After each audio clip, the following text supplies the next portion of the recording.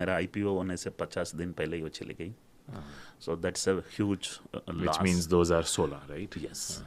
So I think her role was enormous in bringing up children. And I think अगर simple terms में बोलता हूँ, जब भी उसकी शादी हुई उसने अपना हार्ड डिस्क फॉर्मेट कर डाला. हार्ड डिस्क अच्छा, हार्ड डिस्क फॉर्मेट कर दिया.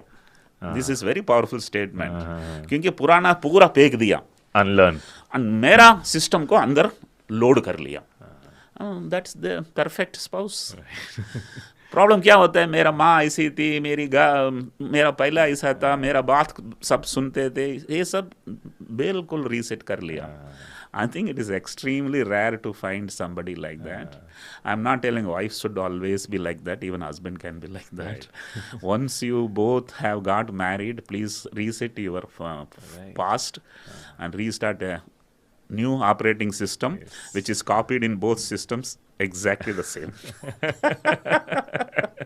But that's a wonderful concept for marriage के once you get along तो अपने हार्ड डिस्क को फॉर्मेट कर दो, एक नई शुरुआत हो रही है, दो लोग साथ में एक जिंदगी. अब तक आपकी अपनी अपनी जिंदगी थी, अब it's together. So let's have a fresh start. भूल जाओ पास्ट के पैटर्न्स, चाइल्डहुड, सारा कुछ, और निकालो एक नई शुरुआत.